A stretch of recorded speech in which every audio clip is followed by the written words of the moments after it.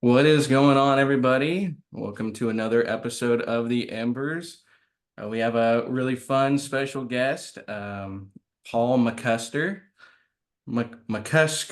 I believe, and it's just widely known for his audio dramas and Adventures in Odyssey, if you know about that. I think it aged before Veggie Tales, so if you grew up with it and are still watching it, or your kids are watching it, this is the guy that helped you with your childhood and your kids' childhood for sure.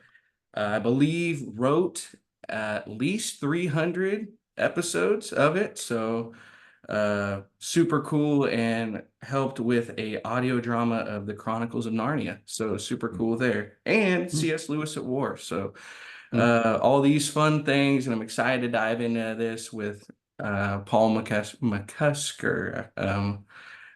So thank you for joining us, Paul. If you want Sure, to, my pleasure.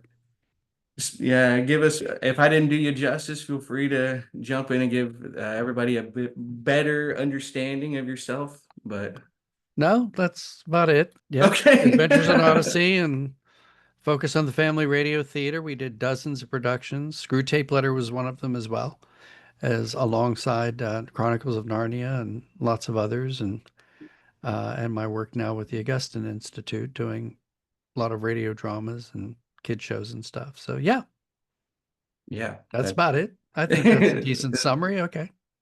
well, cool, cool. So I feel like there's writing and directing involved in these things. Mm. A lot of time involved as well. So when writing these episodes or directing, what takes place in those moments for Adventures in Odyssey, or maybe the elements that get take put into it, like how do those things get addressed, or you know what I mean?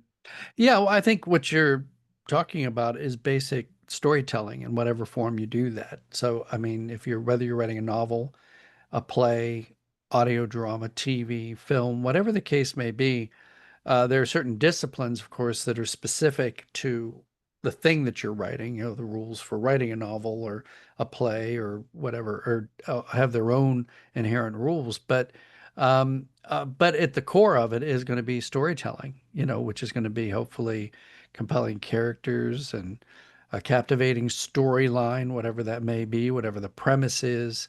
You know, you have your, this is going back to, high school, beginning, middle, and an end, just basic storytelling.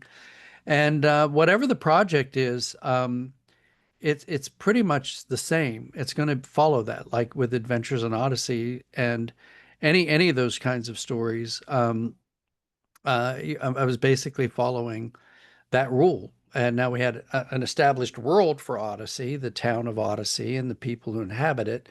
And we want to stay true to those characters and the way they behave and what they would do and say. And then put them in situations or create storylines that hopefully would be interesting to the audience while also furthering the characters or furthering the themes or whatever it is that what we're trying to tell in part of the story. So that's the first thing, is figuring that out, structuring a story and putting it together, and then of course writing the script specific to audio drama in that case, and then getting into the studio with the actors, and that's where the directing comes in. Though if the actors are really good, like so many of them have been that I've worked with, directing is mostly staying out of the way, and letting them do what you've brought them in to do, and then post production. So that's my elevator version of how we generally do what we do. What inspired you to get into this line of work? Did it come Uh, as you a know, child or as an adult? it was opportunity, to be Okay. honest. I mean, when I was younger, when I first started writing, when I was much younger, and and and I've often talked about this compulsion to create, to tell stories, and that was with me from a very young age. But early on, I played around with audio drama. There was an audio component to my interest creatively, and some of that came from music, from production styles in music, how choices were made to evoke different things beyond just, say, straight singing and instrumentation. Um, and I had initially been writing dramas for my church in Maryland. And that was really the start where I could sort of hone the craft of writing the discipline, doing it for stage, whether they were sketches, one act plays, full length plays. And all of that connected me to a gentleman named Chuck Bolte, who then invited me to work with him in Southern California. And I left Maryland to go to Southern California to work with him in an organization he was involved with. But funny enough, he was also consulting with Focus on the Family as they were beginning to develop audio drama. And so the precursor to Adventures in Odyssey was this thing called series of short dramatic specials called Family Portraits. And they needed a writer. And he came to me and said, well, they're looking for a writer. Are you interested? And I said, sure, I'll try that. And did. And then that led to Adventures in Odyssey and kind of put me in to on that track, which then opened other doors. See, that's why I'm very quick to say that I could never, ever contrive my career. I'm like the last person in the world to give anybody career advice because if you look at mine, it was mostly me responding to opportunities and things that came my way, hopefully responding well, by doing the best that I could. And then those seemed to open up other doors and other opportunities. And I sort of followed them. Yeah. And that kind of has been my career over the last, 40 to 50 years. It's just like trusting God's plan. It feels like whenever you trust his plan, like it's so much more bigger and bolder than you can ever imagine. And Yeah, like without how you even always, mentioned. without always being aware that there is a plan. That's the Yeah, funny thing. Right. You're just kind of following leads and doing the best that you can. And then you look back. See, that's been my problem. I was never a 5-year plan guy like so many people are. I'm the guy who would look back on the last 5 years and go, "Oh, that's what was going on. I didn't even see it. I was just kind of following along and I didn't realize I was on a particular path or whatever it was until after the fact." In those moments of like opportunity, were you ever fearful or, doubtful in those moments?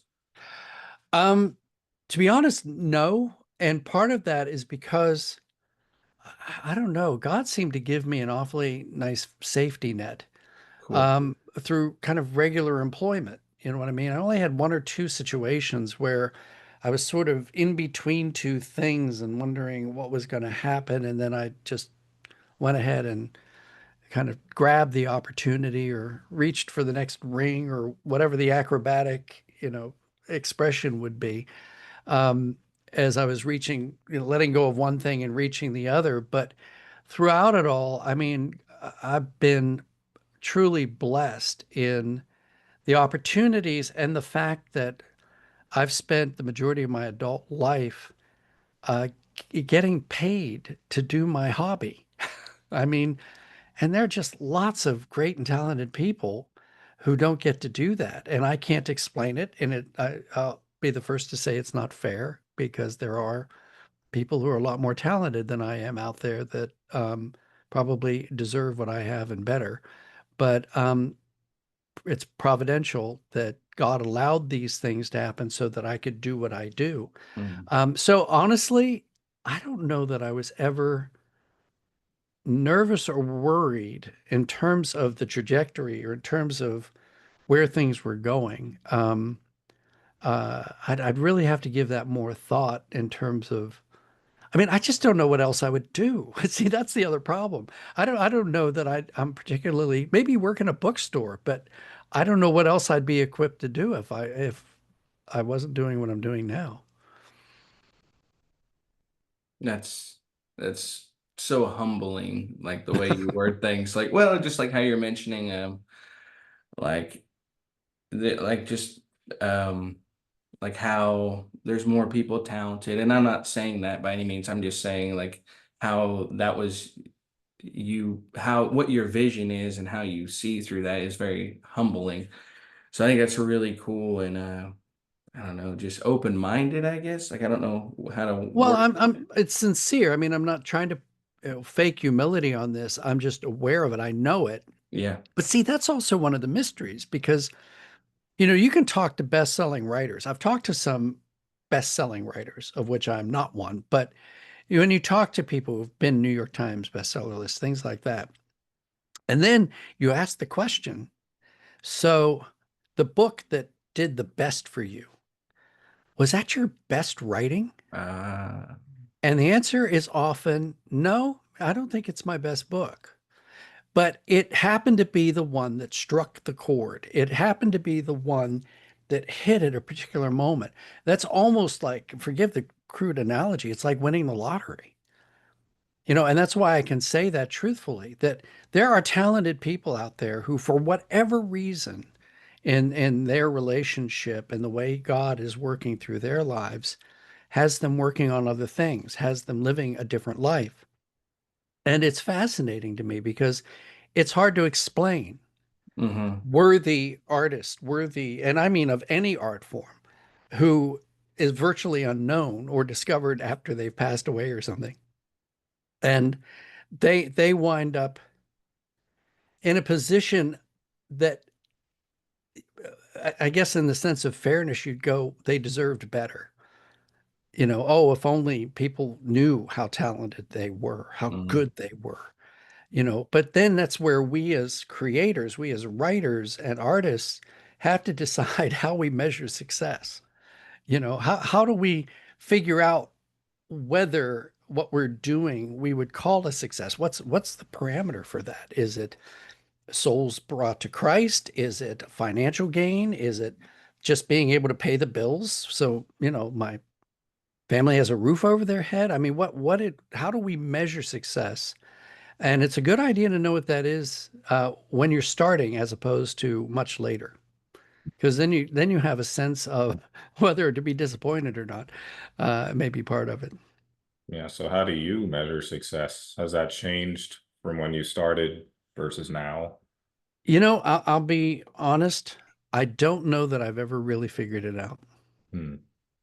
because I am aware that, you know, you spend a year working on a novel or whatever the amount of time is, you pour yourself into your writing. I did like a blog post about this years ago. You pour yourself into your writing, and then you actually get a publisher. You know, somebody publishes it. But as far as you can tell, they haven't done any marketing with it. They haven't tried to sell it. It wasn't released, it more or less escaped. And it got out there somehow. And as far as you can tell from sales numbers, you know, not even your own family bought it. I mean, nobody bought this thing. Mhm. And then you get that one letter, perhaps, where somebody wrote and said, "This book had a huge impact on me." Mhm. You know, or the case is, well, I accepted Christ. I'm in a relationship with Christ now because I read your book. That was the nudge, the thing that helped me into that. You know, and honestly, you go, okay, I spent a year on this thing. I sacrificed time with my wife and my children. I, you know, did this while I was working a full-time job over here. And you kind of go through. And if you had your typical profit and loss sheet, you know, the normal, here's what it cost to do the thing, and here's what the return was. Uh, you know, I think it's fair that St. People say, I'm so glad someone is going to heaven because of what I did. But boy, I Mhm. spent a whole year on this. And why not 100 people? Why not 1,000 people? Why not 1,000,000 people? Why not a New York Times bestseller? You know, and that's, I mean, I don't believe anything is ever wasted in God's economy, that all the work we do, creative ideas we don't even use, contribute to the ideas that we use and the work that we do. So I wish I just say it's good to find a balance between the practical realities of the writing life within the spiritual realities. But at the heart of it, still remember that if God called us to do it, we're doing what he called us to do, come what may, which is the essence of the Christian life anyway, as far as I can tell. Yeah. I mean, Jesus did tell his disciples to make disciples of all nations. You know, Yeah. for some of us, it means, we're going to be super famous and have like a platform where we have maybe millions of followers and people are, hanging on our every word. And a lot of people hear us just through social media or like, Yeah. TV shows or movies or whatever, but then it could look like, people in a small town are just going in really, really strange places to meet that one person who is waiting for that hope of Yeah. Jesus Christ. And they may not, have as many, people following them overall or, have as many people aware of like what they're doing overall. But God knew that he needed someone like that to reach that particular person. Exactly. Well, and I think of two prophets. I think of Elijah, who's moping around, saying, I'm the only one here. I'm all alone. I'm so, Mhm. discouraged. It's awful. And now I'm a wanted man and I'm the only one. And God goes, no, actually, you're not. Mhm. He's at work doing a lot of things that we just don't know about. And Yeah. I think a lot of artists could take encouragement that whatever work you're doing as you're serving him, you may not know until heaven whose life it touched, who Yeah. may So good. have responded. You won't even know. It's like the Sunday school teacher who faithfully taught Sunday school all those years and reached points where it's like, I don't even know, they're not listening. I don't even know what I'm saying to them anymore because they're just kind of laughing and they don't pay attention and all this. And then years later, somebody comes up and says, your Sunday school class made all the difference to me, Yeah. and that sort of thing. And then there's the other prophet, by the way, in case we want to take the flip side, where God basically said, now look, you're going to be like a performance artist. I'm going to have you do all these crazy things, basically. You're going to do all this stuff. And from the outside, it's going to look insane. And guess what? You're going to do this for a few years. I don't even remember how long he did it. You're going to do this, and not a single person is going to repent and come to me. But I want you to do it anyway. and, and you think, well, for some of us as writers and artists, that's how it may be as well. We don't know. Or and I think this is the balance we struggle with: is are we do we dwell on outcomes? Do we act on obedience and let the obedience be the thing that we do, and then God is responsible for the outcome? Mhm. And we used to say that about Odyssey. Well, I did, which was most of the time we were just doing our scripts, we were doing our best producing these shows, and they're kind of like going over a wall, And I've used that analogy a lot because we don't even see what's on the other side of the wall. Yeah. We're not hearing from all the fans, all the people, or not fans, well, sometimes you hear from them more than you'd like, but you're not hearing from it. It's just over on the other side. It's like messages in a bottle or something. And only every now and again would the echoes come back, somebody shouting over the wall. That was really good. It meant a lot to me. It helped me, whatever it did, or just inspired. I mean, there are artists now. I know of one in particular who's very successful. Actually, it's Dallas Jenkins with The Chosen. Mm. Yeah. And he told me years ago that he wanted to make movies. He wanted to do the visual arts because of what we did with Adventures in Odyssey.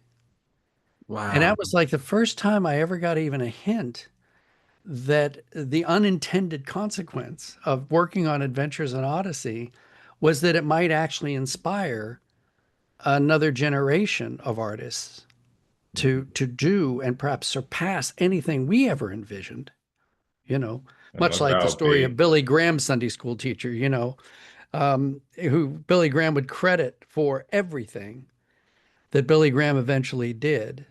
But nobody would even know his name, you know.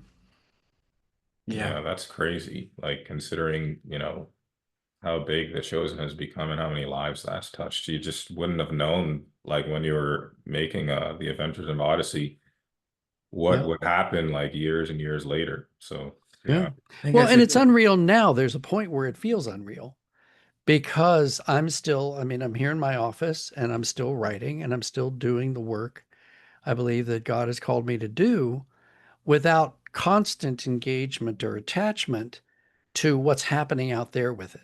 it's so So crazy. it's still sort of, the only thing I can say, maybe it would make a difference if I got really good tables at nice restaurants or something. I don't know how people measure fame. Is it, I get to fly first class all the time? I don't do any of those things. It's still a very kind of mundane, normal life to a great degree. But how powerful to use like the outreach method or witnessing even of like using adventures in Odyssey and how that's affecting lives that you maybe that you're not aware of, and then now it's taken to the chosen and a domino effect just keeps spreading, and Yeah. it's so amazing, and it's just And it it's shows Yeah. that they inspire something else in the future. exactly Well, that's what we can't know, and I don't know. yeah. And I guess that's where I come back to. And I suppose it's really not for me to know unless God reveals it in some form, in some place. I'm called to be obedient. So that's what it continually comes back to, is not always the outcome. Because there are some things, like I said before, where there are artists who would say, "Look, my best work didn't seem to do anything. It didn't sell. It wasn't anything like this other thing that I kind of threw off and didn't think much about." I mean, that's the remarkable side of it. And that's where I do, and it's not a cop out. It's an honest, that's God's business. Mhm. We do what we're called to do, and then God, by his grace and mercy, has to do the rest. So yes, it's so good. um Dealing with like different age profiles, do you prefer to stay in a particular area, or are you comfortable?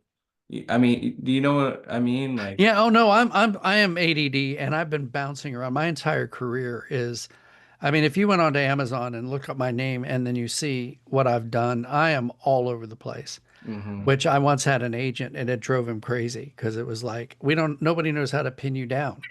You're doing mysteries and you're doing slice of life stuff, and then you're over here doing this sort of almost sci-fi supernatural stuff, and you're bouncing all over the right. place.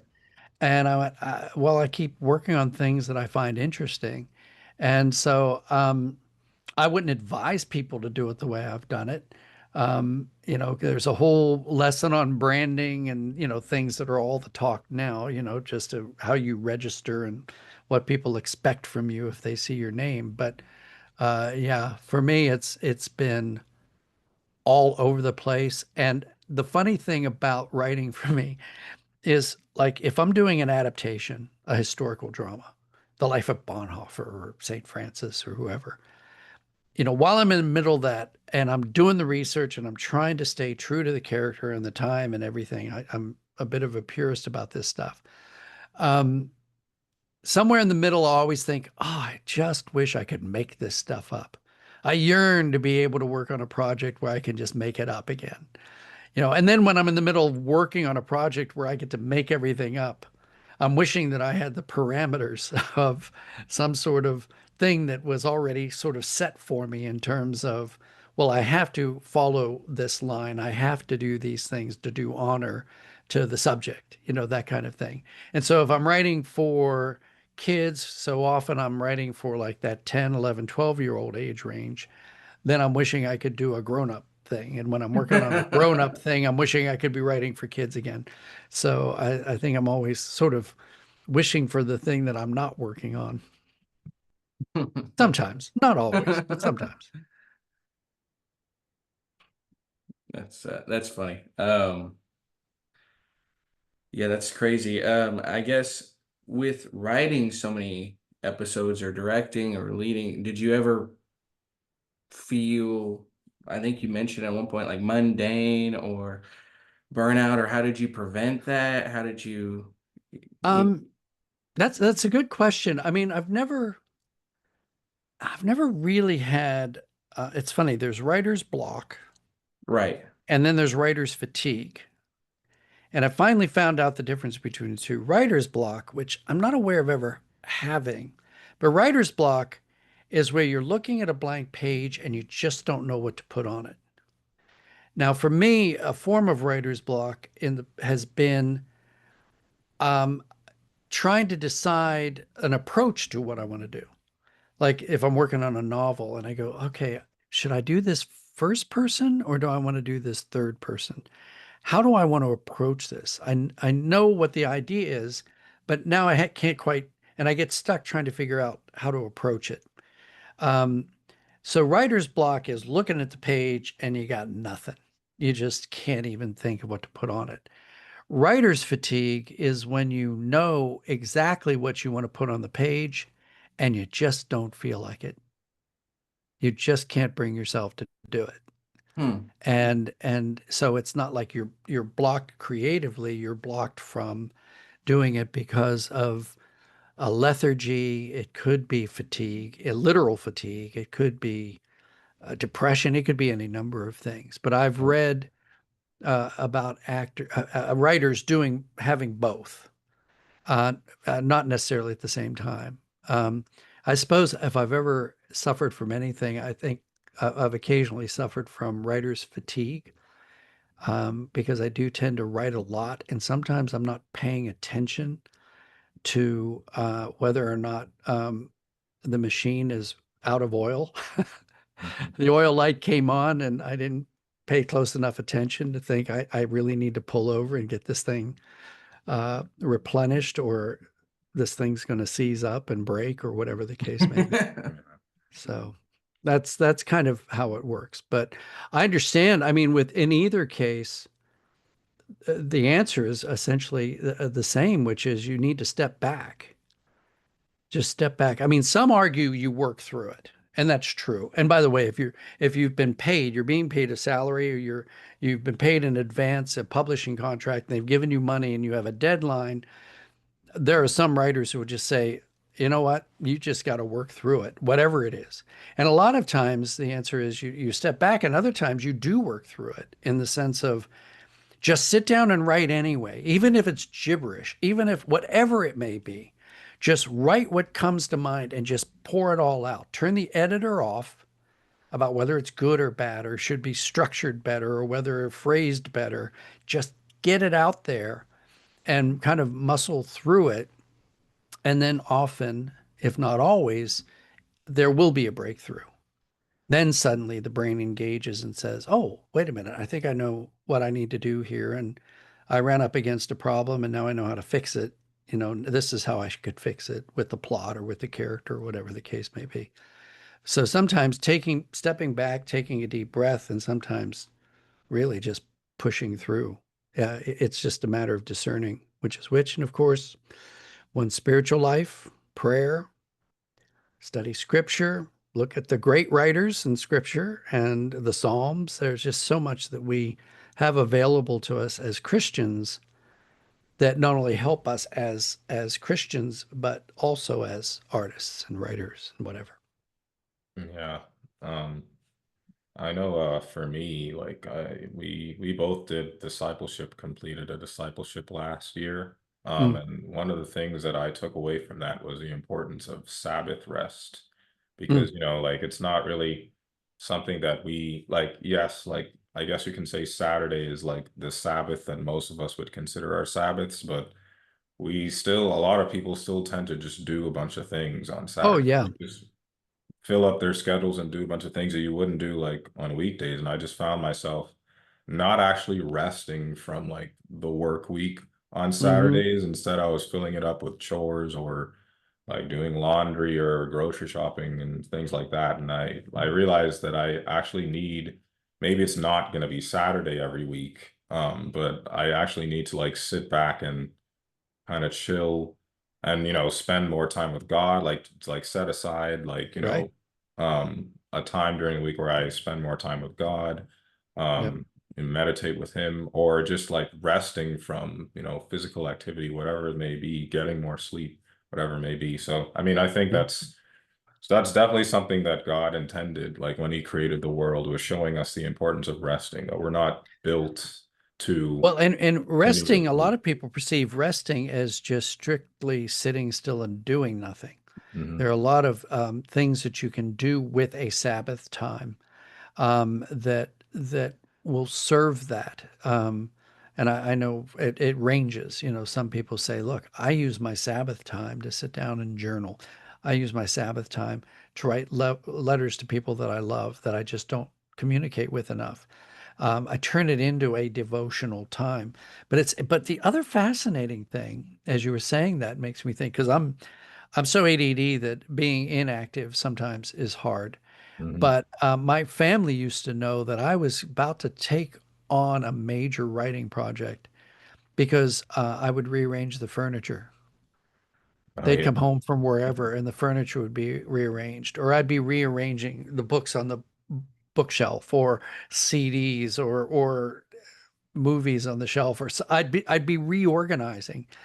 And I think, strangely enough, from Stephen King, I had read that that was one way to that your brain is organizing itself. So the obvious thing is you're organizing this thing in front of you, but what you don't realize is your brain is also organizing the things that you want to write about, the things that, because the creative process, I've heard this said, it's basically creating order out of disorder. It's creating order out of chaos, much like you could argue the original act of creation was much of that. God created out of nothingness, out of whatever was there. He ordered it, he structured it, he brought it into place.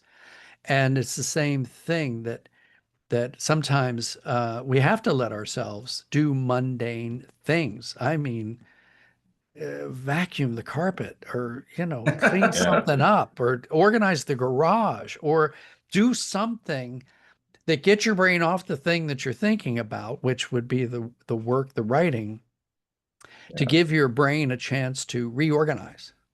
And in reorganizing one thing, you're actually reorganizing another. And I'll tell you honestly, and I don't say this often, very often I am problem solving in my sleep, Mhm. which is bizarre. I will go to bed with a problem in a script or in a story or with a character, and I'm thinking, I'm not sure what I'm going to do about that.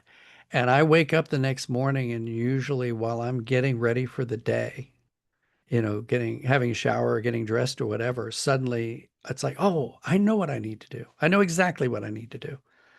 And then I go do it. So even the brain is working while I'm sleeping. I'm sleeping and it's sort of processing and figuring things out. So I Yeah. don't know that it's like that for everyone, but it happens for me quite a bit. Yeah, I totally agree. I just think for me, like my Sabbaths, while I was doing activities that weren't like what I was doing during the week, there would still be uh times like at the end of a Saturday where I'd feel exhausted. And I'm like, I Yeah. shouldn't feel exhausted like Yeah. on a Yep. day where I'm supposed to be resting. And it doesn't have to be me. Sometimes it is me just like laying around all day doing nothing, but other times it's me actually going to the gym and or working out or playing a sport Right. that, like Friend of mine used to use my do mind. Yeah. carpentry, or he'd, Yeah. build things. Some would work in the garden. It's all kinds of things that Yeah. count as rest, because Mhm. it's not work in the way that we are normally working. Right. Yep. That makes sense. Hmm. Yeah. For some of us, it's playing video games or something. Right. Well, it could be that. Why I are you mean, looking it's at just a certain kind of me? distraction. I don't know, as long as it doesn't become the thing that gets in the way of your work, Yeah, which yeah, can for become a Yeah. sure. problem. Yeah. I recently, I think roughly about a month ago, I went to a couples retreat with my fiance, and they mentioned like just kind of understanding uh like the other gender, and mentioning like how women's brains are like how their purses are.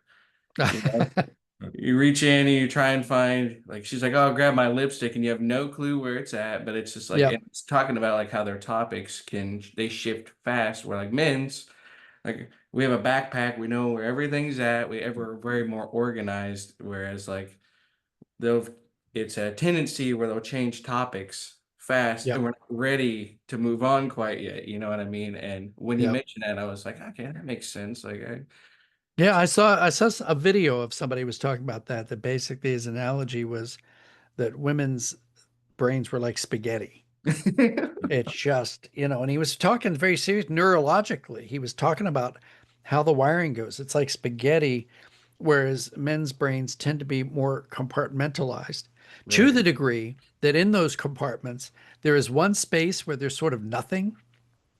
So when women ask a man, what were you thinking about? And he says nothing, He really means nothing. He was Oh in this yeah. space where it's just, I don't know, distant wind blowing through a wide open desert. I Yeah. don't know what it is. Peace and Um, tranquility. yeah, whatever it is, it's just sort of nothing. I- And but it is fascinating the difference. I'm somewhere in between. I ricochet all over, but there is a certain compartmentalization or I don't know. Maybe I'm just ricocheting within all the rooms. It's this wild bullet is going all over the place. I don't know.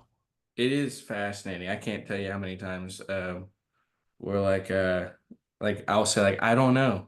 And she's like, "Well, you do." I'm like, I really don't know. Like, I Yeah. don't know Yep. why I did this or like I don't Yep. know what I'm doing. Like, yeah, but Or Yeah. sometimes when I'm around you guys and we're just like talking about something and then your fiance would just like randomly change the uh subject Yeah.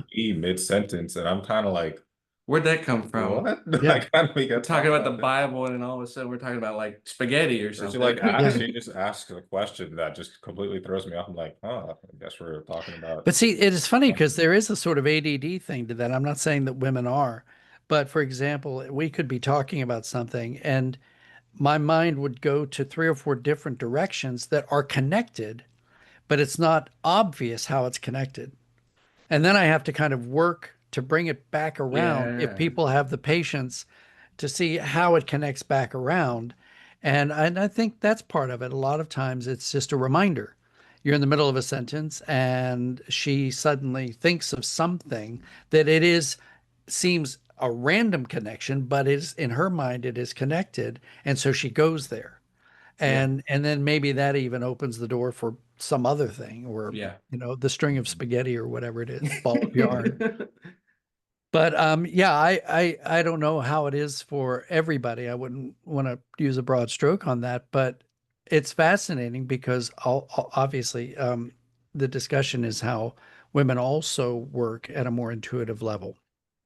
And part of that I think has to do with the spaghetti. It has to do with how they navigate their perceptions and realities, and which arguably is more artistic. Because if when you take a look at the mental status of, many artists who sometimes border on the insane, part of that is because they are looking at the world and thinking about the world very differently than other people. And I suppose that makes some more akin to perhaps women in that respect. Males, I mean. I that makes a lot of sense. I mean, to like two-dimensionally when you watch like the renovation homes, like the Yeah. man's always tearing stuff down, but the woman's like, we're gonna do this, we're gonna do Yep. this, and like has that vision. So it makes Yeah. complete sense. Do we find that men are generally tearing down and women are building up? Is that a pattern that we know of? I'm trying to think about that. I'm trying to think if that's true. I think my fiance would be smiling ear to ear hearing Yeah. this. But it's weird. In my house, I tend to do all the interior decorating. See, I think there are areas where I do okay at that, but overall, Yeah. she does really good with that vision. Yeah.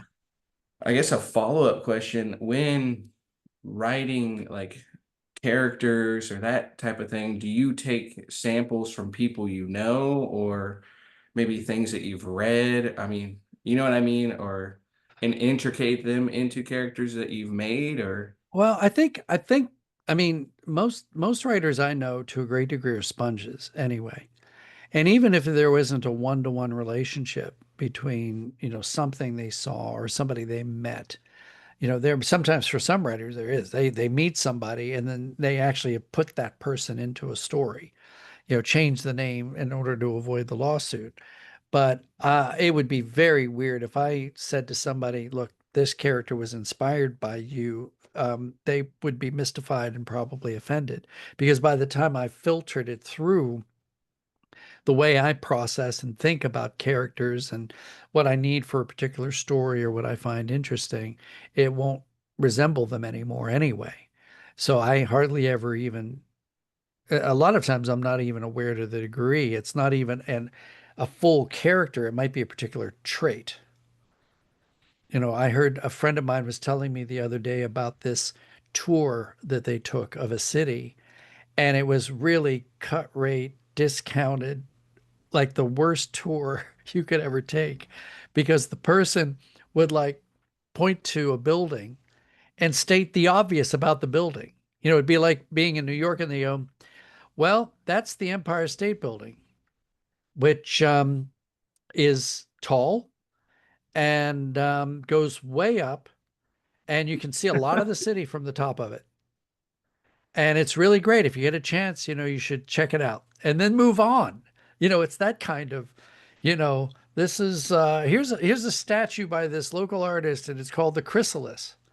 And it's, as you look at it, you can see it's about a chrysalis, you know, a butterfly becoming, and he just stated, and I thought, that's hysterical. I'm going to create a character who just states the obvious all the time, make him a tour guide or museum curator or something.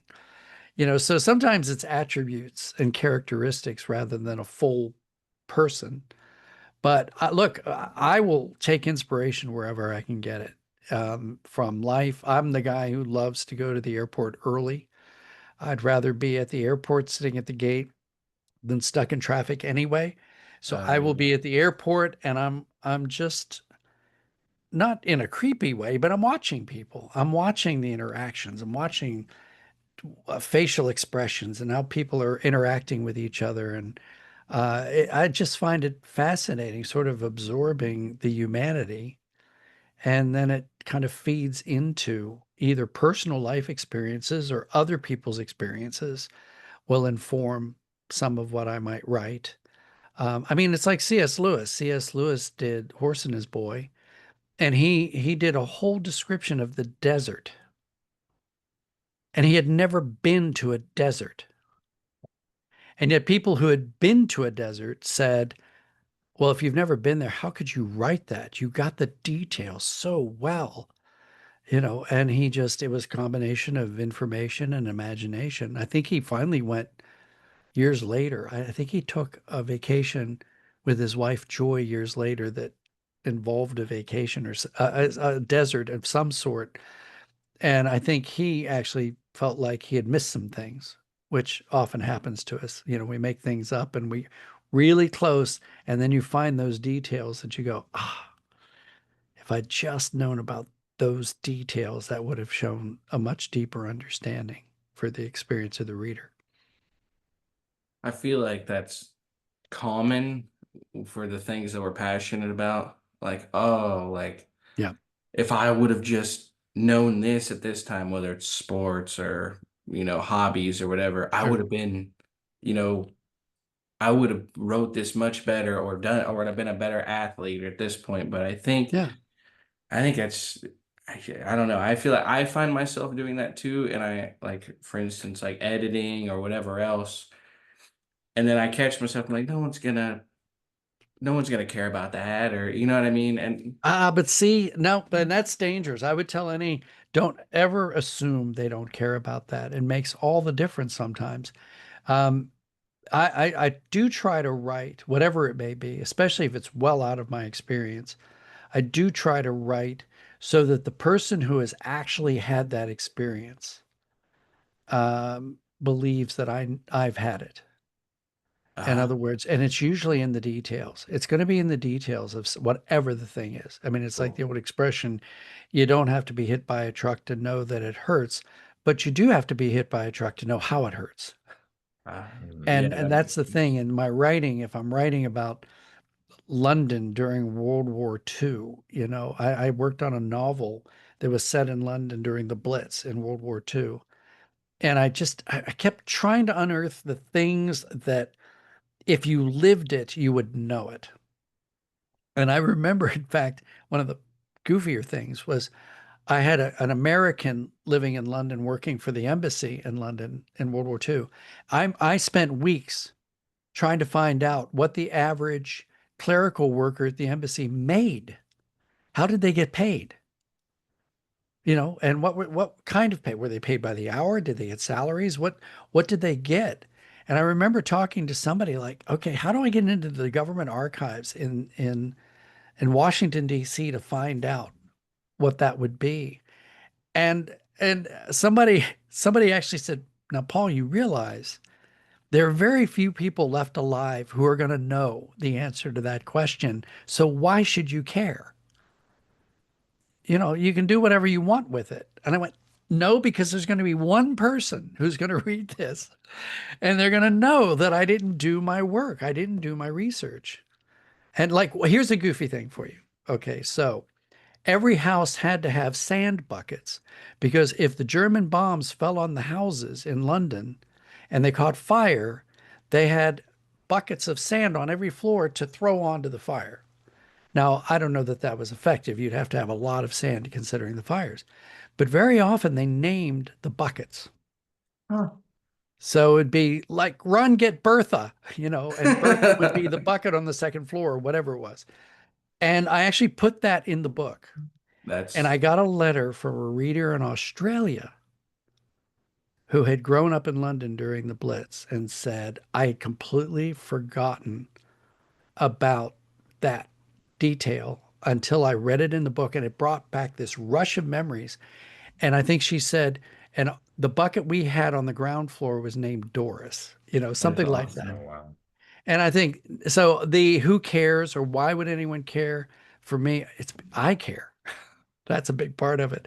I need to care so that one person will know that I've done my homework or I am representing them in a way, whatever that the whatever it is. that had to feel so rewarding in a way of like all Yeah. that research and all that and Yep. a detail that could easily get overlooked and then you get a response from it, you're like, yes, Yeah. Yeah. so that's I awesome. at least got that right. I don't know that I ever did get it right about what they got paid, but anyway, I may have written around it because I never did get the answer, I don't think. Yeah, I'm a person who like I grew up really liking the Jurassic Park movies Oh and yeah. how the Jurassic World movies. So much so that at least as a child, I used to know so much more about dinosaurs than I currently do or Hmm. currently remember. But I remember like watching through the movies and like realizing certain details about the dinosaurs, like the velociraptors, for example, in Jurassic Park, are not actually based on velociraptors. When Right. I found that out, I was like, oh, like kind of takes away from it a little bit. Like I Yeah, still but you know what's love, funny? But see, there's a secret to this. It's funny you'd mention that because um, one of the things that got Crichton, Michael Crichton, in trouble when he wrote the book was that he went into all the details about the science, and all the scientists like ripped him apart. And yeah. the lesson, by the way, which I read an essay by Isaac Asimov, the science fiction writer, years before I had read an essay by Asimov about H.G. Wells' Time Machine, the Mhm. book that was written in 20s 1930s. And he wrote that H.G. Wells' big mistake was that he went into too much detail about how the time machine worked, because within 3 years, everything that he thought was true about science had changed. Yeah. Mm. Einstein came along, and everything had changed. So if you listen to Adventures in Odyssey, we go to great pains to avoid explaining how the imagination Mhm. station works. Yeah. Because from the beginning, the argument was if we get into too much detail, it's no longer an imagination station. Now you're dealing with just a device of Mhm. some sort. And as soon as we try to explain it, within 5 years, somebody will go, "Well, that's nonsense." And so the best thing is you want to create something that's credible and plausible so that people can believe it without knowing the details. And as long as you stay true to the rules you're creating for it, the machine or the mythology or whatever it is, they'll stay with you. If you cheat and you break the rules, then you're betraying that you didn't even really know what it was that you had created in the first place. But if you go into too many details, and Yeah. also, I mean, unlike, say, Tom Clancy, a Tom Clancy novel, we're always in chapter 2 or 3 very early on. He'd go to painstaking details about some device, and you realize the reason he did it there was because at the climax to the whole book, he wanted that thing to show up without having to explain what it was. But you had to kind of endure the description of it back in chapter 2 or 3 to be able to understand that this was a docking sub in Hunt for Red October or whatever the case may be. But he had to do that for us to understand. But I'll tell you, just sidestep it if you can, just enough so the audience will get it. Yeah. Because then you have people like me, like getting way too detailed when I'm looking the stuff up myself and being like, Yeah, that's not right. Because I yeah, mean, I love like the Jurassic Park franchise is still like I would say probably my favorite franchise. yeah, And they do at points in the franchise acknowledge, or like they kind of get around it by saying, okay, we don't have the full genome for the dinosaur, so we have to fill in the gaps in the DNA, which is why yeah, they look different. But then there would be some times where they would say things that maybe at the time of when they wrote it might have been true, but then, as like fossil discoveries have come along in the over the yeah, years, like it's not true anymore. Like in the Jurassic World movie, yep, they said that this dinosaur was the biggest carnivore the world had ever seen. But then later on, like you discover there are fossils of the Spinosaurus, which are actually bigger, which prove that yep. See, we so always forget that science is just a snapshot of what we know at a particular moment. yeah. And that's the problem when scientists often declare something as absolute, because at this moment they can't imagine that it would be other than what we've discovered or what they have Mhm. discovered. And then sure enough, they find something like I remember early, not I remember as in I was living it, early 20th century when there was a point where somebody announced, or the scientific community had determined there was no way that Moses could have written or compiled the Torah. He couldn't have written or compiled the books of the Old Testament that are attributed to him because writing didn't exist then, they claimed. And then within 5, 10 years, they discovered writing that pre-existed it. And they went, Mhm. oh no, 1,000 years before this, we can find evidence of writing. So that's the danger with the snapshot mentality is we know this and we think this is it, and conclusively this is what we say. And then, yeah, 5 years, 10 years later, oops, we got that wrong. Mm. Yeah. Yeah. That's why you don't over explain because you don't want to get caught out. Or you just make it so bizarre, Yeah. You make make make it it up. like Star Wars was like, Yeah. okay, this is clearly fictional. Like everything Yeah. in Don't call it a nothing existed. velociraptor. Call it something else Yeah. that's Yeah. like it, but you've made up a name. And then people go, oh, well, it didn't really exist. You can accept the fact that it didn't Yeah. exist Mm. as opposed to what feels like they got it wrong. See, those are two different experiences. Yeah, that's fair. Yeah. Yep. So as an author, when you read the Bible, do you step into, like, say the Gospels, for example, like as the story written differently, do you step into like the author's perception when you read them, or do you know what I mean? Well, yeah, I mean, I'll read, I mean, I don't read critically often.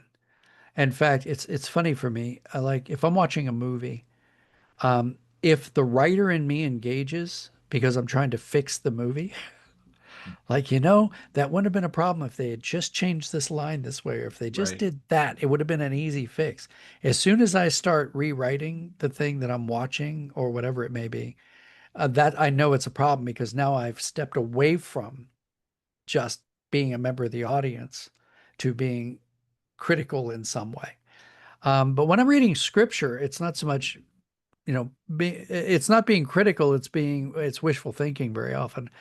I wish I knew more of that. I Mm. wish I had more detail about that. Like just obviously over this past weekend, I kept thinking, so what did they actually do at the in between? The in between the crucifixion and the resurrection. And we went, well, they hid and they did it. Yeah, but what was the date? What was the minute to minute like? They locked themselves in, but at some point they got hungry. Or did they? Or were they so grief stricken they had no appetite? And then somebody's going, I know you're not hungry, but you need to eat.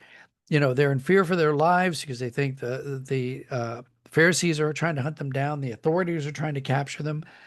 Um, and I thought, I wish I had more detail about that. I would have loved to have known more of what they were thinking and feeling. But for me, when I'm reading, I'm usually moving into one of the characters or trying to understand the point of view of all of them. So I'm very often, I mean, up to the point when the Pharisees, for example, when they decided we have to kill Jesus, I was actually with them up to that point because you could understand their confusion. You could understand from their point of view and expectations, you can sort of understand why they were reacting to Jesus the way they were because of their understanding of what the Messiah was going to do. And Jesus wasn't quite fitting their understanding. The disciples were not idiots. I mean, this is the other thing. I'm aware constantly. People are like, oh, the disciples were such idiots. Well, Jesus chose them, he handpicked them. So did he purposely go out? I don't think they were idiots, Or but I'm else everyone sympathetic. were I'm idiots. sympathetic to the fact that they just couldn't grasp what they were looking at and what they were dealing with and what was happening around them because it was so unprecedented. So a lot of times I'll enter into that. It's Henri Nouwen did a book about the prodigal son where he was looking at Rembrandt's picture that has represented in the painting the father and the son and the older brother. And he just sat for several days just meditating on this painting and putting himself into the position of the prodigal son, of course. But then he put himself in the position of the father. And then he put himself into the position of the older brother. What are they thinking and feeling? And just unpacking that story and unpacking all those emotions. That's a discipline some call Lectio Divina. And it is basically one of the ways you meditate on scripture is by putting yourself into it. You're one of the characters. What were they thinking and feeling? Why were they doing what they were doing? How could this person walk away from Jesus or get it so wrong? Or Judas, or you kind of go into that. And you do that throughout scripture. I just think it's hardest when you're going through all the laws. Leviticus and a bunch of those are kind of put yourself into the early century hygiene laws and figure out how that applies. Yeah. Yeah. Yeah, that's interesting. Yeah, because I mean, especially like with the Pharisees and the disciples, all the people, like when Jesus came, like you read through the Gospels and you realize that people are always asking Jesus questions and then seeking confirmation or clarification about what he had said because, Hmm. it's hard teaching. And like you said, that he wasn't the kind of Messiah that a lot of people were expecting. I Hmm. don't think the disciples were idiots, or else everyone back then were idiots because everyone had a certain understanding of who God was to them. Like God was so high and mighty, and they were so low in their Hmm. estimation that they couldn't really see God stepping down and humbling himself like Jesus did. So Right. I could understand, the Pharisees, questioning, they came to the wrong conclusions and they also allowed their inner pride and self-righteousness to really kind of prevent them from really digesting the hope that was right in front of them. Yeah. But, I think that's the difference between them and, the people who Jesus chose and who chose to walk with him, Right. them realizing, okay, like this is something beyond me, this is something greater than me, this is something that I need, you know. Yeah. I'm not my own God. I'm not making the rules here, Yeah. Um, I have to stop and rethink. It's like Mary and Martha. I mean, it's like who gets a bad rap? Well, the one that was working, but she was doing exactly what her entire culture had taught her to do, which was to serve, not sit at the master's feet. Sitting at the master's feet was primarily for men. So for Jesus to even allow her to sit at his feet to learn, and she chose, he said, the better part. But I don't blame. Suddenly, I'm getting my sisters confused. I think Martha was the one that was running around. It was Mary that was sitting at his feet, right? yeah. So Martha, was doing everything that was expected of her and that she expected Mary to do in that time and in that culture. So when somebody comes along and just upends all of your expectations, it is hard to grasp. I mean, my understanding is that Muslims, for example, can accept Jesus as a great prophet, but they can't accept him as God because, in their view, God would never allow himself to be killed. Jesus died. He died on the cross. That's unacceptable to their expectations and understanding of how God works. And so I'm sympathetic. I can understand the confusion, but like I say, I draw the line when the Pharisees went, we're going to have to kill this guy. That sort of changes everything. It's like, okay, I was with you up to that point. Now I think you've gone a little too far. Yeah, just a little. Yeah. Yeah, Yeah, but I'm so grateful that that's who, Jesus turned out to be. yeah, And it's just like a perfect picture for how we should model our lives, not prioritizing our own selfish gain, but, being willing to sacrifice things for, the good of our relatives, the good of, our neighbor and even our enemies, sacrificial love. yeah, So yeah. ultimately, like the version of Jesus that we did get here on earth is the best version that we could have asked for. Hmm. Exactly what we needed, if not what we wanted. Yes. But then Without realizing it. then he winds up being both. Yeah. It's our wants that get rearranged into the thing that we really needed. Mhm. Yep. So how did you grow in faith like while like working and writing? Like did you grow outside of your writing? Or did you see yourself more growing with your writing, like in your faith, for example? It was completely integrated. In fact, and I've said on occasion that there were times when I thought I'm going to write something that has nothing to do with the spiritual life. I want to do something completely secular, and I couldn't do it. I couldn't even when I started in that direction. It reconnected, and I will say there is a direct relationship between my writing life and my spiritual life, for better or for worse, I guess you could say. Um, because I guess for me, the writing life is an extension of my spiritual life. And I don't mean always a direct relationship, where I am spiritually means because I wrote for Adventures in Odyssey, and I will always admit that, Wit was the character of Wit was always wiser than I could ever be, and Eugene was always smarter than I could be. And that's the mystery of writing and creating. But there were times when I might come to a project spiritually dry, and the well gets filled because I'm doing the project, Mm. and vice versa. Sometimes I might Wow. come to it just feeling like nothing about the project and not even knowing what it's about and not even sure what the theme ought to be and what I'm going to do with it. And then because of things that are happening with me spiritually, then it dovetails into it. And Mhm. not always a one to one. I mean, if I were to talk about various projects and then try to describe or go back to my journals to remember what was going on with me personally or spiritually at the same time that I was working on this project, you might almost see a complete dissonance between the two. And yet it's always been connected. I've never been able to separate my spiritual life and writing life completely Mm. and what I That's write about. Nice. that's so powerful. What was your like this is just personal, like what was your experience with The Lion, the Witch, and the Wardrobe like? Because I personally love like the movie. Um Yeah.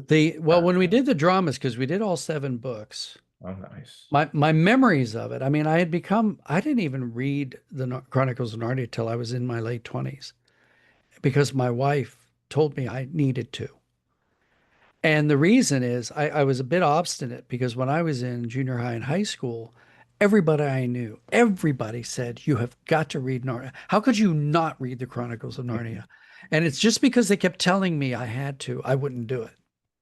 It's like, no, I won't, and you can't make me. So, um, so I met my wife, and she was surprised, and she loved the books. And she loved Tolkien. She loved Lord of the Rings. She would read that every year.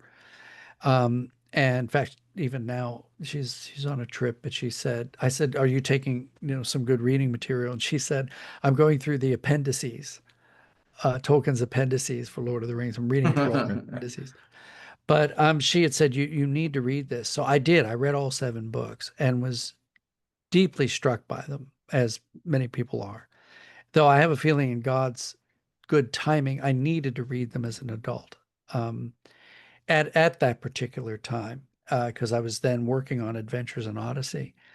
And then I began to learn more and more about C.S. Lewis, and I kind of wanted to know, who is this guy behind these. So when we finally, it turns out Doug Gresham, C.S. Lewis's stepson, he was a big Odyssey fan. So when we created Radio Theater, Dave Arnold and I primarily created what became Focus on the Family Radio Theater. And our first project was Christmas Carol, and we recorded it in England. And we did the Bonhoeffer drama, the drama about Squanto, and all of this. We had sent to Doug and said we would love to do the Chronicles of Narnia, and we found out later that he wanted us to do it, but he couldn't Wow. because of other contracts that had to expire first. And then it turned out that they did, or they were able then to give us the rights to do all 7. And my memory of it was not only obviously to adapt it to audio, turn them into audio scripts, and the discipline of that and the learning curve of that, and staying true. Like I said, I'm a purist, so I was staying true to Lewis. I didn't make changes. I only made adjustments because it was for audio and the rules of engagement with an audio drama. But my biggest memory, though, is all the people we worked with. I Mm. mean, we had David Suchet as Aslan, Paul Schofield, who was one of the greatest actors of the age in England, and yet most people don't know him. But he won the Academy Award for playing Thomas More in The Man for All Seasons.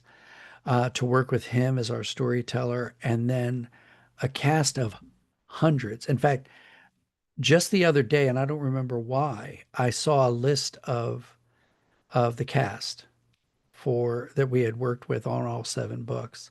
And I went through and I thought, I cannot believe I got to work with that person. That's so I cool. can't Wow. believe that they came in to work with us on this. And so my memory is not just the subject matter of being honored enough. I was honored to be able to do the adaptation, or let's call it dramatization. That's the better way to say it. But then all the memories of working with the team, Dave Arnold and the team who did the production, and then the actors in England, it was amazing. So that was inspiring. You talk about working on something that then informs and inspires so much. You know, Mhm. it's fantastic. Yeah. Just the dynamic of it, how well known it is. Hmm. Yeah, just that's so cool. Yeah. Do you have a favorite book from the series? Well, no, I enjoyed them all for various reasons. I could tell you which book made me angry. I do remember the first time I read Last Battle, which I was reading through it, and the battle was just going so wrong. And then there's that moment where I think the horses are coming down, and you think, all right, we're going to save the day, save the day.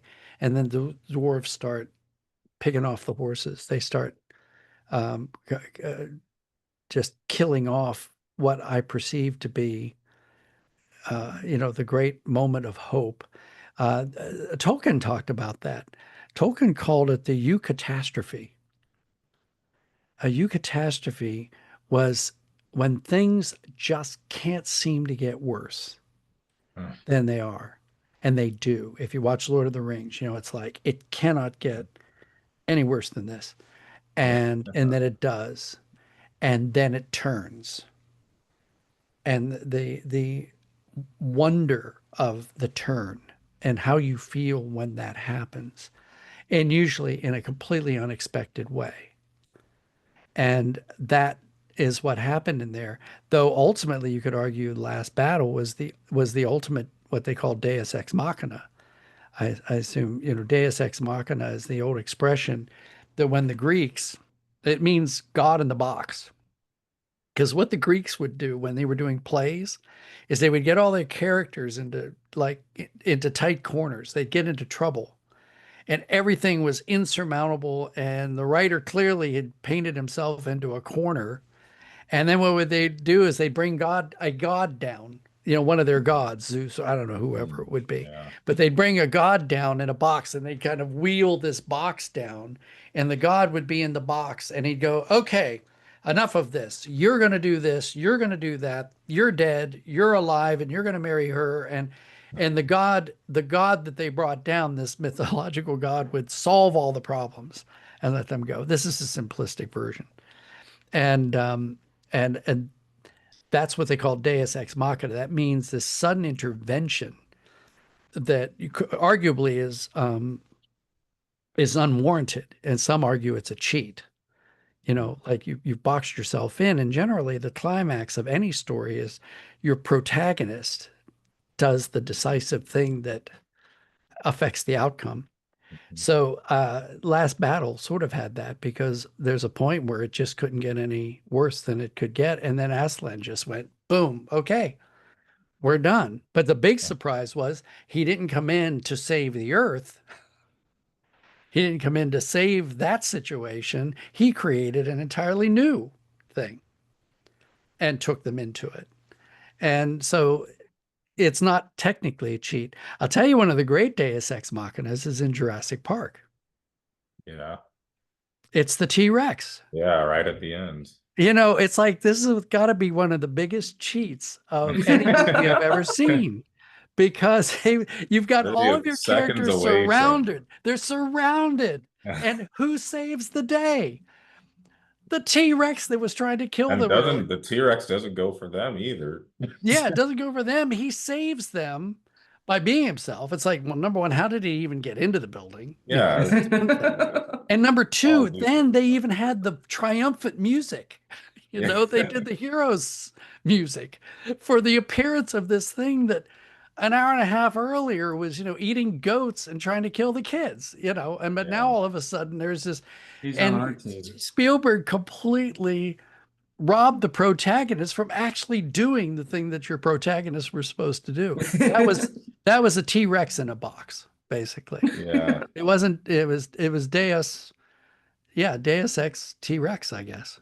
Yeah, that's T-Rex. Deus T-Rex. Yeah. Yeah, I don't know if you've watched the Jurassic World movie, like the one Yeah, I've like seen that 10 world too. 10 years ago, but I remember when I watched that for the first time in theaters and they like cornered the Indominus Rex, the T-Rex and Velociraptor cornered Yep. the Indominus Rex, and the Mosasaurus just comes out of nowhere from Yes. the water, and I'm just like, I totally forgot this thing was Yes. a movie. Yeah. It was I mean, you can mind-blowing. play I these loved cards, and it's fine, but generally you're supposed to give it to your protagonist. it. Yeah. That the protagonist had an unexpected card to play.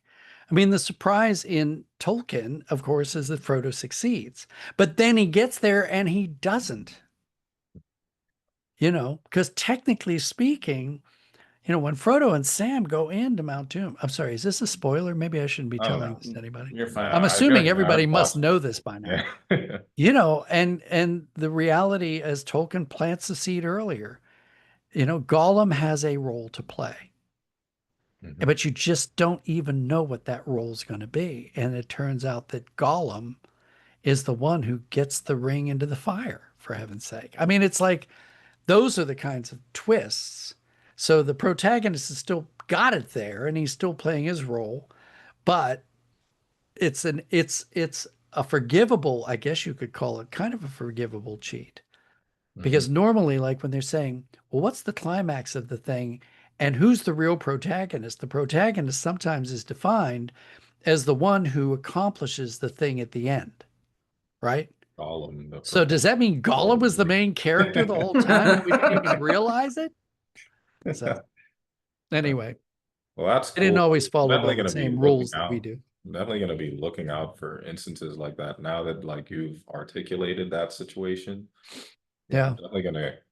I'm Yeah. gonna be like That's, have my radar up. That Like, should have been the protagonist, yeah, yeah. but he be got extra robbed. critical Yeah. at the Why end. did they give that? And then it's a great discussion, by the way, artistically and creatively, to then wonder why did the whoever wrote it or directed it or whoever was behind it, why did they make that choice? The movie No Country for Old Men. I mean, the story breaks all kinds of rules.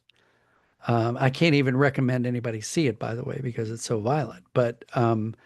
Uh, but Cormac McCarthy's book and then the movie, the Coen brothers made the movie, and I remember the first time I saw it. There were like a couple of movies that I saw in the movies at the theater. One, The Departed. The other is No Country for Old Men, and I had a visceral reaction. I mean, like with Departed, something happened that I actually shouted. And I was only able to do that because there were two of us in the theater, strangely enough. But I mean, and he reacted the same way as I did. I went with a friend and we both went, no. And we just couldn't believe what had just happened. And it felt like a complete cheat in terms of everything we understood about, structure and storytelling. Now, I've since watched it multiple times since and have gained an appreciation for how it played out. But like I said, I can't recommend either one of them because of language and violence and such. So you are welcome to cut that whole section out. Okay, got it. If Yeah. you need to, go ahead and cut it out. Anyway. Um, well, if you're open to it, we can go into a segment. It's just called rapid fire. I'm gonna throw off some questions really quick. Nothing too crazy. Okay. Uh, Okay. Can we pause for a moment? And I will now take that biological break. absolutely. Yeah. I'll be right back. Yep.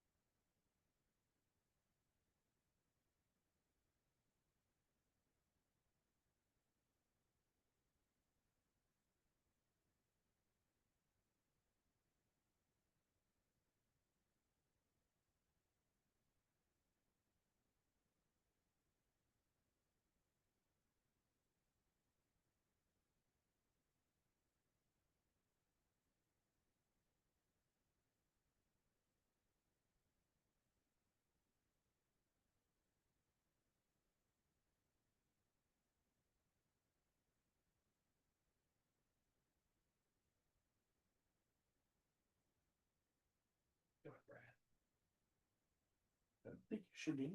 What? No, don't come in here and cry at me. My cat just followed me in. No, you can't be here. Sorry, my cat No, just, did you hear it? I don't know if you heard him. I don't No, think I so. didn't hear the cat. Okay, he's okay, he just walked out again. I can close the door. Hold on.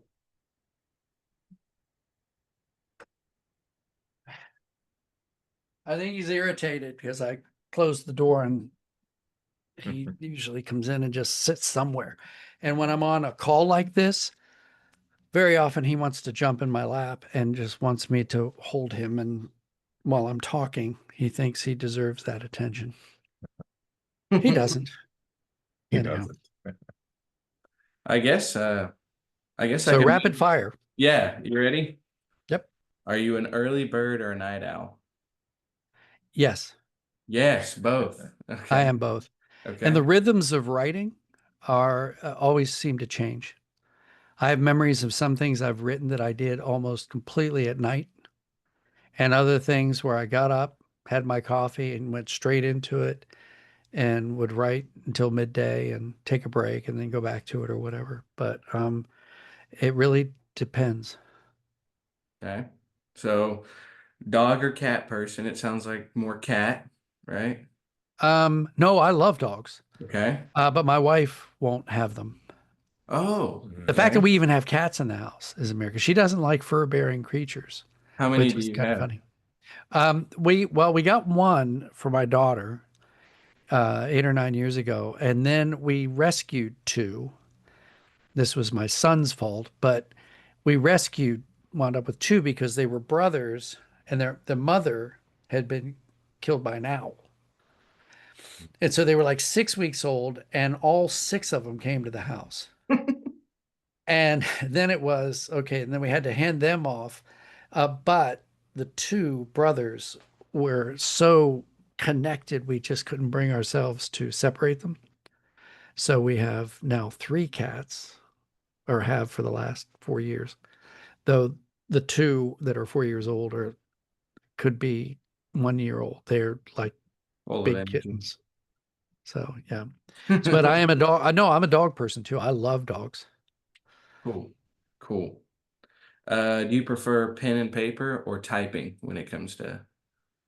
When I first started writing, um, pre-computer, way back then, when I know that was before anybody knew time existed. But I bought my first. Well, so when I first started writing, I would handwrite, and I still have the manuscripts. And I was doing mostly scripts anyway, but I would handwrite them, and then the typing would be my next pass. So I would correct as I was typing, and then that would then become whatever the remaining drafts were that I would feel like I needed to do. So, and I still handwrite a lot in terms of diaries and my notes for program I'm working on now. I still will scribble a lot of stuff and then go to the computer. Though I have um, typewriter over here, Ah, that's cool. but I haven't used one in years. What's your favorite character from Narnia? From Narnia, that's a very good question. I'd have to think about that. See, the reason I think of Diggory, not Diggory, Eustace, is only because of the line. There once was a boy named Eustace Scrubs, and he almost deserved it. That first line, which is it? Oh, I don't have it here. Yeah, Eustace Scrubs. Um, I think my heart goes out to him because he's what C.S. Lewis would have called a prig. And a prig, was kind of this officious, sort of snobby, got to do it by the rules. I'm going to tell on you if you don't kind of character. But Eustace Scrubs, that was Lewis's like first line. He had a name. There once was a boy named Eustace Scrubs, and he almost deserved it. And what I loved about Eustace, by the way, was he's the one that turns into a dragon. And that whole analogy of how Aslan frees him from being a dragon and the pain of that as a representation of so many things in the spiritual life, I think is wonderful. But I really, it's almost easier to try to think of characters maybe I don't like, but Lewis was so good with characters, though. I mean, I think I enjoyed all of them Awesome. pretty much. Yeah. Uh, when it comes to the Bible, do you prefer Old or New Testament? I can't separate them. That's fair. The That's New fair. Testament fulfills the Old, and one of the things I love is to be reading the New Testament and then get that cross reference to the thing from the Old Testament, and you see where it all connects. And of course, the stories of the Old Testament are so wonderful and powerful when you break those down and get into them. And uh, uh, but I mean, I guess it's fair to say that the New Testament would have obviously greater meaning because of being the story of Jesus and then the apostles after him and all the letters and all the things we gain from them. Your favorite biblical character that's not Jesus.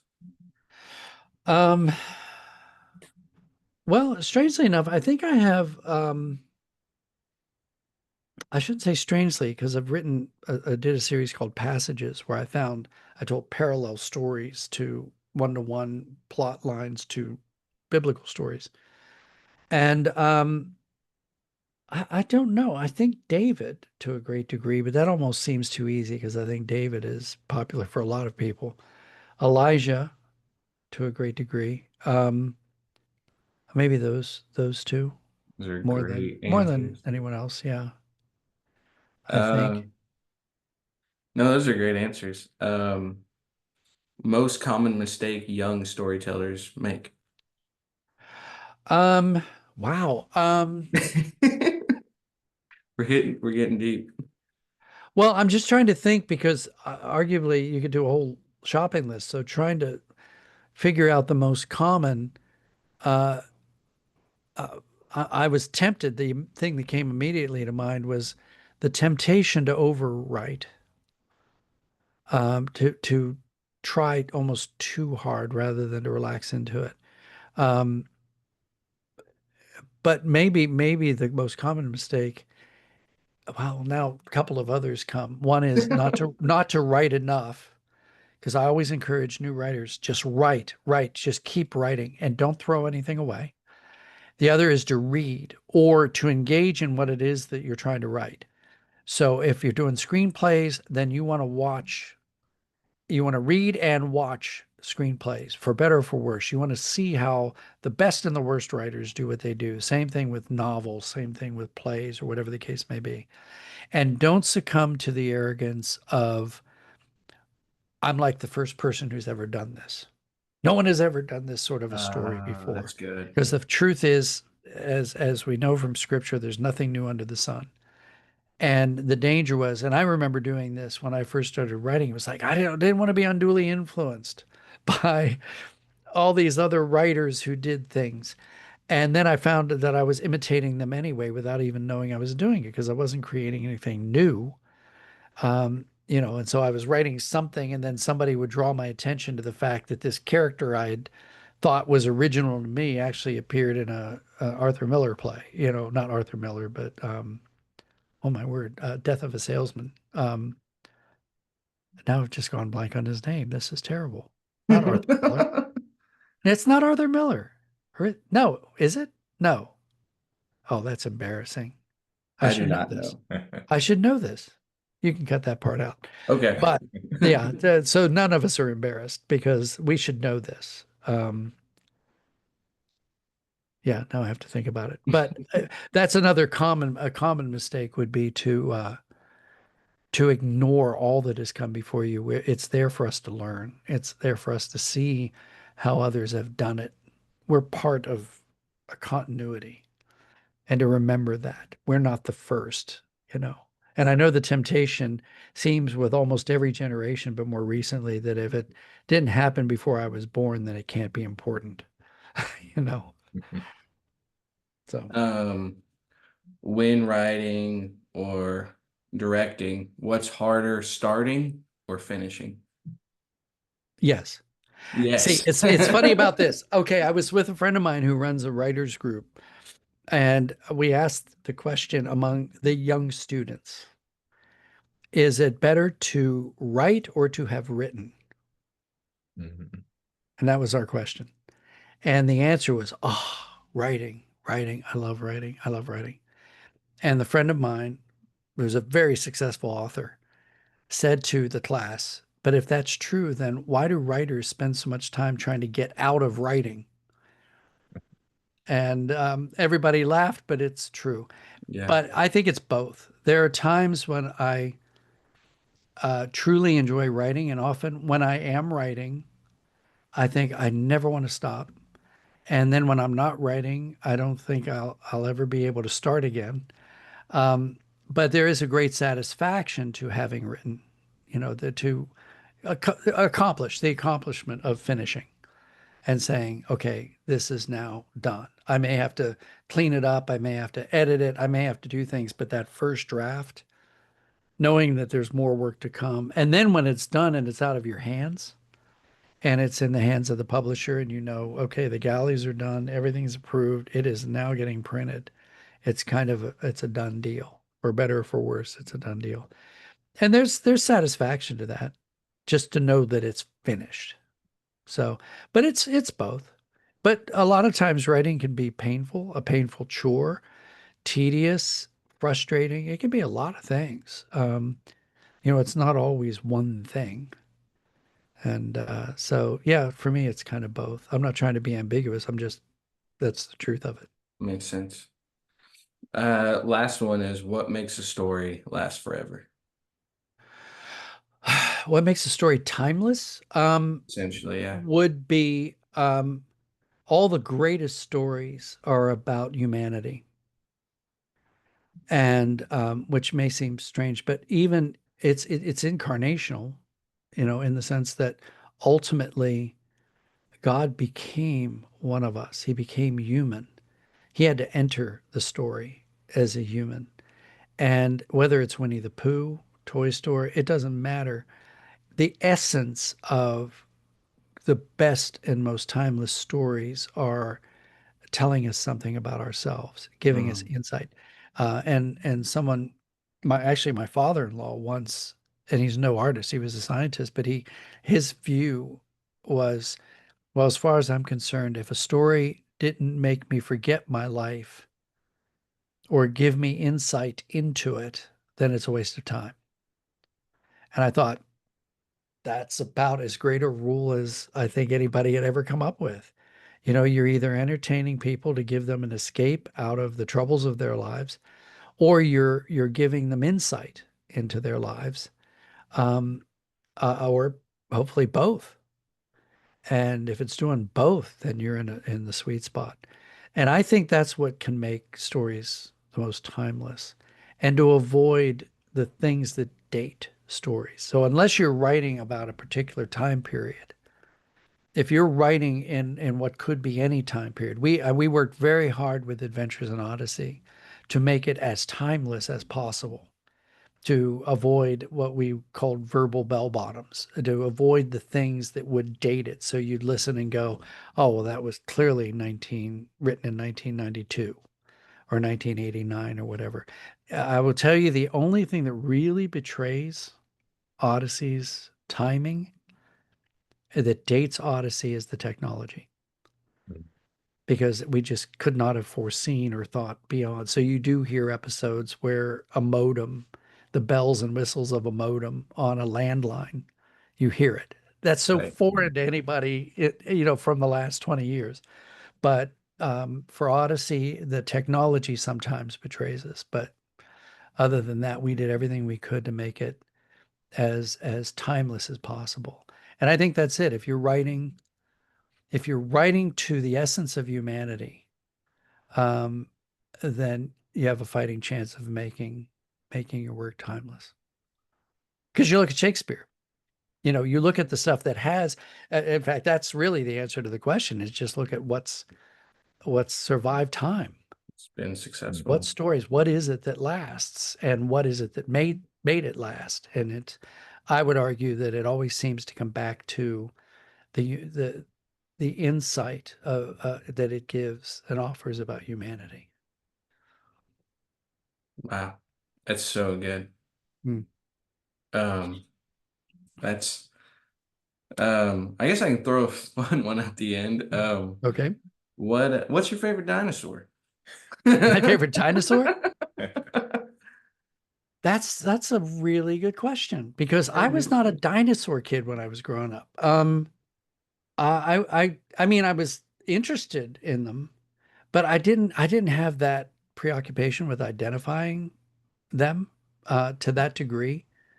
Um, I mean, T-Rexes were a bit weird to me, and the one that I think I was probably most interested in uh, was a pterodactyl, I That's think. cool. That's so I cool. think pterodactyls, I mean, because they flew and they were so big and they were, yeah, Mhm. I think pterodactyls might be.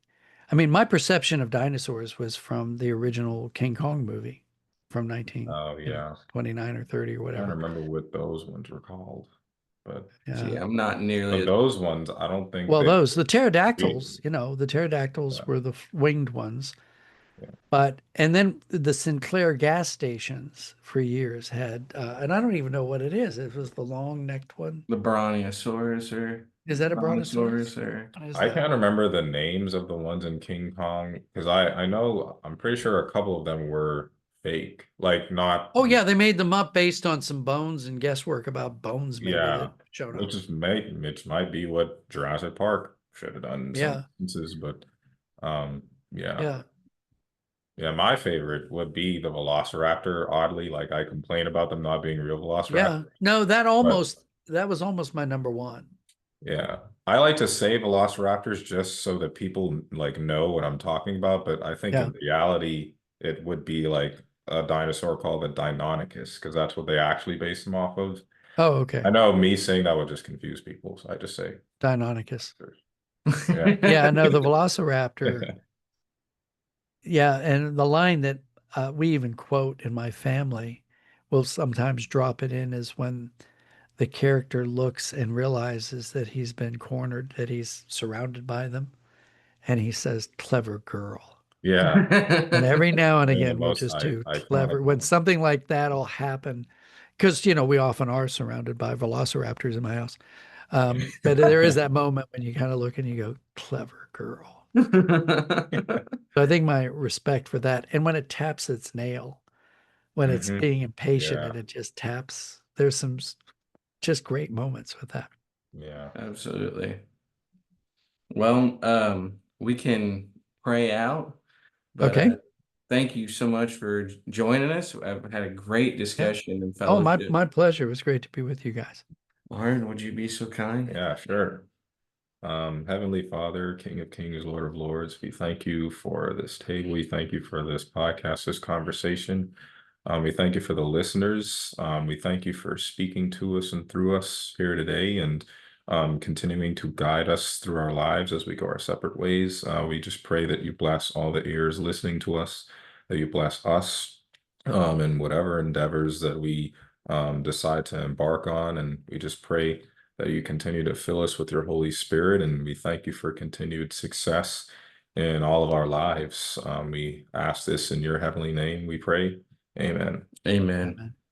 Amen. Thank you. Thank you, guys. Of Yeah, no course. problem. Thank you for joining us and I had a great, fun Yeah. conversation. So Great. thank Yep. you. Yeah. Great questions. Thank you for the bunch of those, because some of them were unexpected, which is always makes us more fun. Absolutely. Yeah. It's good. All Well, righty. By the way, if you get into it and there are any problems or hiccups or whatever, just let me know. We can come back and do, I don't know, pickups or something, whatever. Nice. If okay. there's something you need, just let me know. Well, thank you so much. All righty. All right. Well, Thank you, have a All good right. guys. rest of Thanks, your guys. day. Yeah. God bless. God bless you. Yep. See you.